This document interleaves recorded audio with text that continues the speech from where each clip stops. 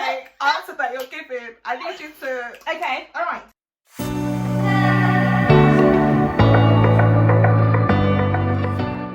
Hi guys, and welcome back to my channel. It's Tola Akindele from Tola Talks, and in this video I'm going to be doing something very different. As you can see, I have a guest with me, but we will get into that a bit later. But first, if you haven't already, please do subscribe to my channel. I'm trying to make this thing grow. If you are looking for a channel that's talking all about personal and professional development and everything else under the sun, I'm your girl. All right, so let's get into it, shall we? Okay. Would you like to introduce yourself? Okay, so hello everyone from Tola Talks channel. Just the Tola Talks family. Just Sorry. have to say hello everyone. Okay, hi. My name is Lola Busari, or Lola Busari, or Mrs. B. I've been invited onto this wonderful show today and I'm really excited, so thank you for having me. You're welcome. So something that you guys probably don't know is that Mrs. B, or Lola Busari, is actually my older sister. So yeah, Lola and Tola, or Lola and Tola, Tola and Lola, whatever, you get it. Anyway, so I invited my sister along because I wanted to do something a bit different today. We are in the month of February, which is like the month of love, because it's Valentine's Day. So I wanted to do something a little special. Take a few seconds to appreciate our outfits. So just give them a little, give it a little shoulder. Ooh, shoulder. Okay. Tola, put your shoulder away. I'm joking. My sister actually got this for me for Christmas last year. So thank you very much. You're welcome. Okay. So you got your box of questions. Yeah, Or well bowl of done. questions. Thinking ahead of the game. So, in my hand, I have a pink bowl full of questions. And the idea is that each of us are going to pick out a question. I think there's like 5 or so questions in here. Now, a bit of a disclaimer. We are not God. We are not pastors, ministers, but we can only talk from our own experiences, our personal experiences, and just from our perspective. So what we say isn't golden. You can disagree, you can agree. Just want to put that out there. Sister's saying she does have a diploma in relationships. So yeah, she's knowledgeable, but at the end of the day, I don't know everything. yeah, and you guys, do you. That's like what I say in my other videos. Just live your best life and do you. Would you like to do the honors of picking the first question? But before we do, can you see this beautiful, this beautiful pink flower? We'll just give them a bit of a background about this. Okay, so this flower is a beautiful arrangement. It's by Arbe Blooms, which is one of my friends actually. I'll put their designed it. Instagram down below. And yeah, it's really beautiful, and the best thing about it is it's like low maintenance. You don't even need to water it. That's my kind of flower. There you go. Alright, Okay. do I read it out or do you? Yeah, you can read it out. Okay. If you pick it out, you can read out the question. Okay, so this says, what if your friends or family don't approve of the relationship you're in? Alright, do you want to answer or should I go first? Okay. Well, if we're honest, I think you have a bit more experience in that area, but we'll wait your turn. But for me, yeah, I can kind of relate. I was in a position where I was trying to kind of convince family members of, you know, a certain friendship being, you know, approved, but they weren't really having it. And this was just friendship. This wasn't even like, I mean, obviously the idea was to be more, but I was just at the point where I was just trying to convince the family that, look, this is just, you know, we're just friends. Like, can you approve the friendship at least? But I feel like regardless of whether that was the right or wrong thing for me at the time, I would say I think I handled it pretty well with regards to how I communicated with my family. So in all things, I think being respectful, right? Being respectful. Yeah. Being respectful is key. So as much as like I might have disagreed with what some of my family members were saying, I wasn't ever like, you don't know anything, you don't know what you're talking about. Like, maybe because we are Nigerian. Yeah, but you know, that doesn't stop some people. Okay. But even still, like me personally, I think just always showing respect is key. And just arguing your point and like having valid reasons to argue your point, if that makes sense. Yeah, but I think it's also really important to listen and to not immediately be on the defense, because if you think about it, your family, your friends are your family and your friends, and they are supposed to be people who truly, genuinely love you and are looking out for you and have your best interests at heart. So if it's a common theme that, you know, all of them can see something wrong that you might not be able to see, it's good to at least just listen and to hear them out, not to be on the defense and you kind of block out their opinions, because if they're right, then you're going to put yourself in a position where you're not even able to hear what they're trying to say. I agree. Listening is definitely key. I'd also like what you said, you know, if you do feel like this relationship is good for me, then, you know, be prepared to, you know, state your reasons and to try and explain why. So if I was to round that question up, I would say, girl, guy, do you, boo. But at the same time, there's nothing that you can't pray about, and pray for like a discerning spirit as well, because everybody under the sun could be telling you one thing and then God is telling you another, and you might look crazy to them, but if God's told you something, you have to, you know, do what God is saying. It will literally be like, what is God saying to you? And if God is saying something to you, then he will reveal that to the people around you also. But like, are you Tola? I'm Tola. Okay, I don't know, do I call you Tola or Tola Talks? But like Tola said, that spirit of discernment is so key, and God will never, ever, God will never show you someone who, as in God will always show you who you shouldn't be with, not necessarily who you should, but he will always show you who you shouldn't be with. So it's really important to, you know, have that radar up, have your spirit of discernment on point. Right, so basically what I said, ask God for spirit of discernment. So are you now going to talk about your own experience? For me, this is my 8th year of marriage now, so we are still relatively new compared to, you know, people who've been married for decades. People didn't really approve of it at first because we were of different faiths, and I didn't even approve of it. It was literally because God told me, this is your husband. But obviously that caused a lot of issues. And so let's talk a bit about what those issues were. We don't need to go into all No, the issues. No, I didn't say everything. I said let's talk a bit about what some of those issues were, because like issues is very vague. Like, okay, just so naturally, my family and friends were like, "Is there something wrong with you?" So not all of us. I was for it.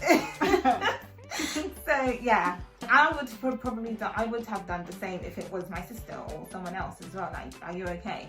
But it's literally only because I know what God told me. It's not something I would advise anyone to do. Like, just be like, oh, well, I'm gonna live my life and blah blah blah. Because your family and friends do tell you things because they care about you.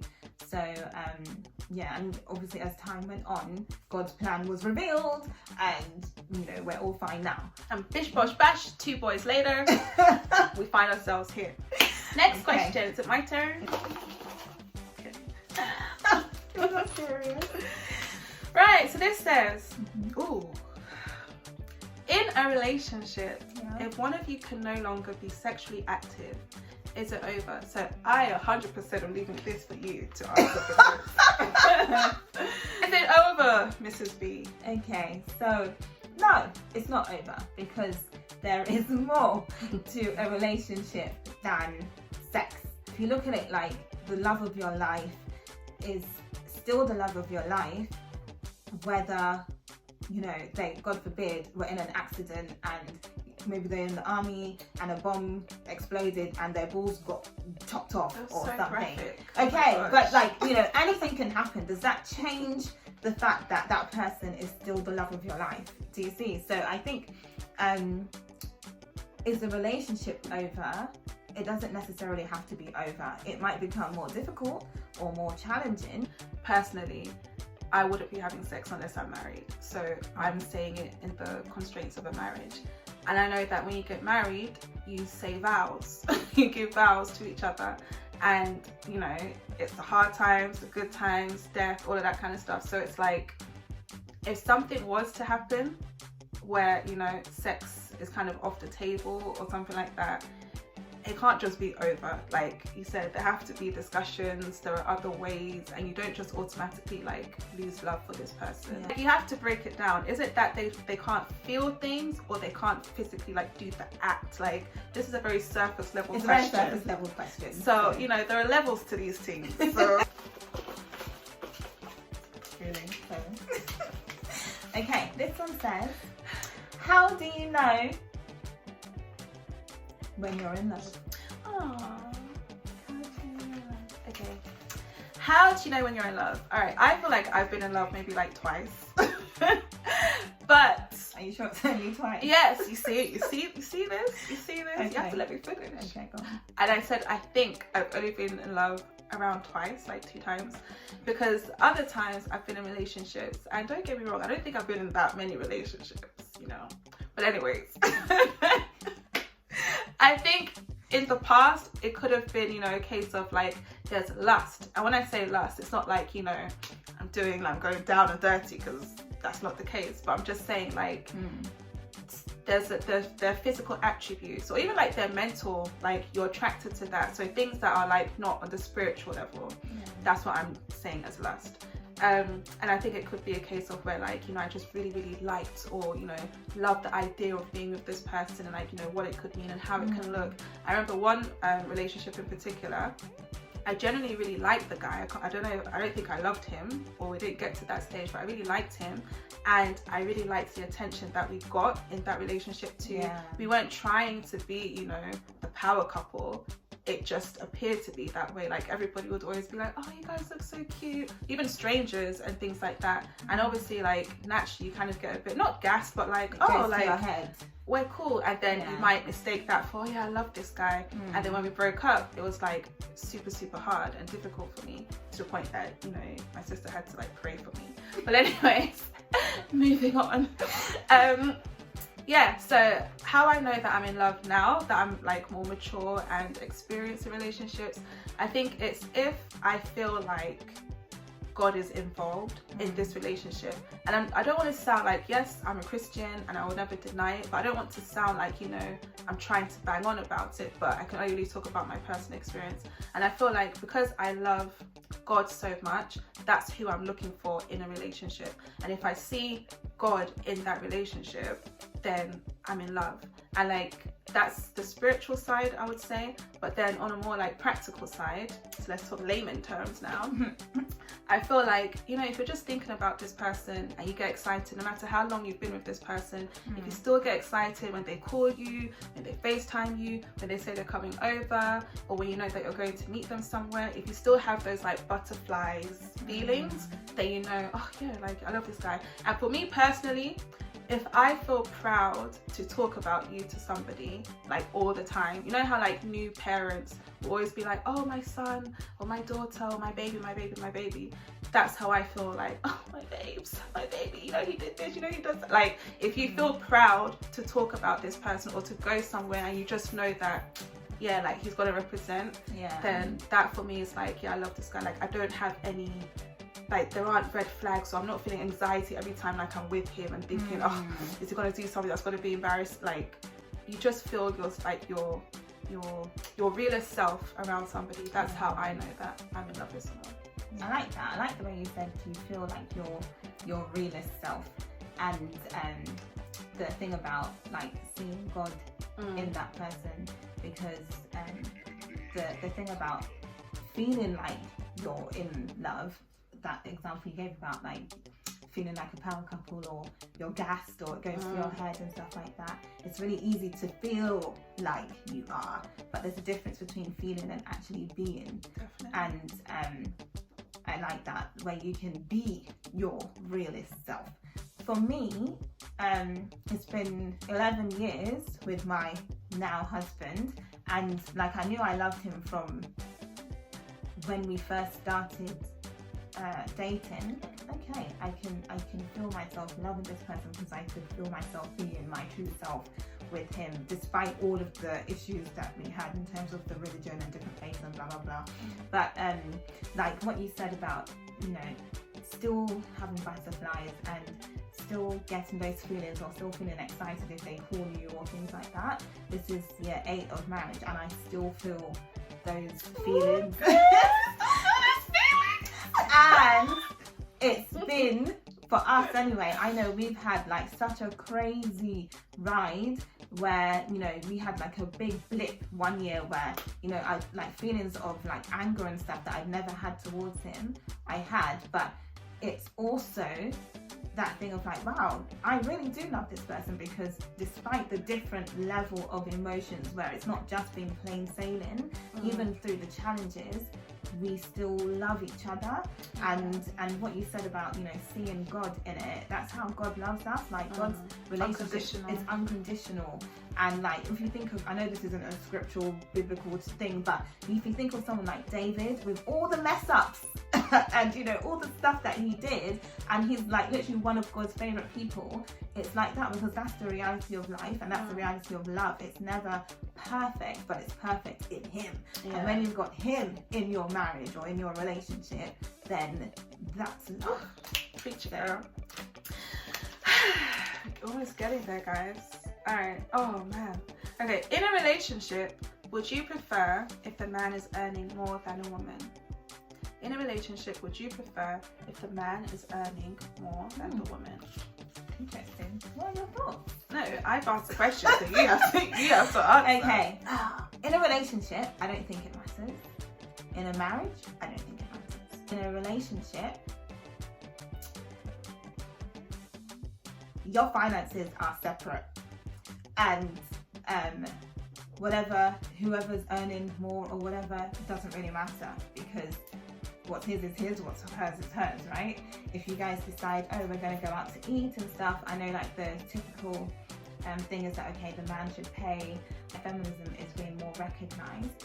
Some women feel like it's not standard that the man should just pay. Okay, so hold up.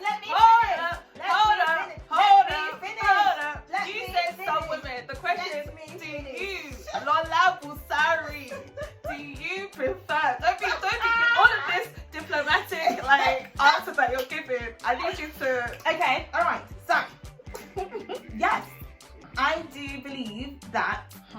No. As in terms of earning more, okay, I don't mind, hands up. In terms of just like the respect and respecting that order of the man is the head of the home and he's leading and guiding and giving direction, I do believe in that. So are you saying that his salary suggests his status of being head of the home? His salary does not suggest his status, however, his work ethic and his mindset does. So if for the rest of his life he's happy to be on a very low salary, then that's a problem, because that means he hasn't taken into consideration the direction of our household. What are the things we are planning to do as a couple? Is he thinking 10, 15, 20, 30, 40, 50 years ahead when, you know, we're going to be pensioners? Is that basic salary going to help us in that journey? Or is it a case of, as time's going along, I'm pushing myself to do more so that we can have more, so that we can have a life that I feel is one that we deserve? So it's not necessarily that he's earning more or I'm earning more. It's, are we both prepared to be working towards reaching the goal that we have for ourselves? So your stand on marriage is that it's not so much like the physical, tangible, how much he's earning. It's more about his mindset and his work ethic, and he's ready to, you know, to have that status and do things that suggest he's the head of the home. Correct? And that he is willing to progress. I'm willing to progress. Yeah, because, the mindset, all of that. Having a good work ethic, saying I'm going to cut everyone's lawn every day of my life and earn £5. Okay, that's not what the I'm motivation and ambition to progress. Exactly. Okay. But in a relationship, you're just saying it just doesn't matter. In a relationship, I don't think it matters. Okay, so if I was to answer that question, I want to say yes, I do, but I can't really tell you why. I don't have a reason.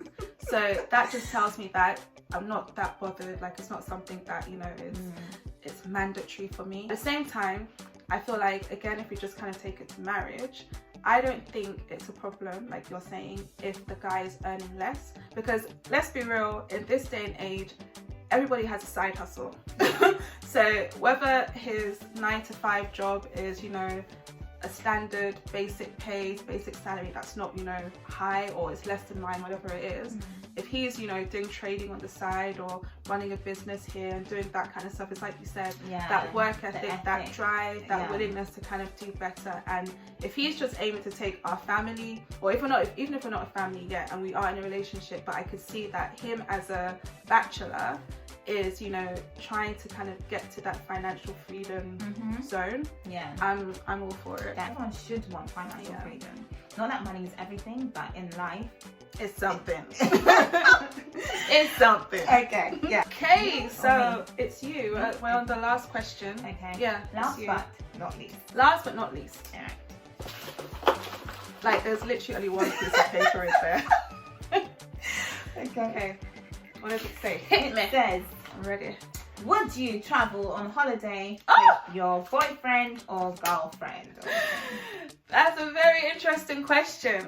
Well, guys, let me just say, when I was at university, so between the ages of like 18 and 20, I was quite naive in the way that I assumed everybody was like me. Like all my friends, all my immediate friends, like I just felt we all did the same things, thought the same way, that kind of stuff. And that's not to say if they did something different to me, they're wrong or they're bad. I was just naive and assumed that that's it. Especially because I'm close to my sister and we literally live the same way. Like our values are, if not the same, very similar. So I just kind of had that assumption that every other girl that I meet is like in that same kind of boat. So I remember one time a close friend, was telling a story and she happened to say, you know, oh, you know, when I went to this place with my boyfriend, and like that wasn't even like the main event. That was just like she had to have gone to this place with her boyfriend to tell just the main story, but I was still stuck on the you went on holiday, like what kind of thing. And again, I can put my hands up and I'm so happy to say that it's never ever come from a place of judgment. Like never.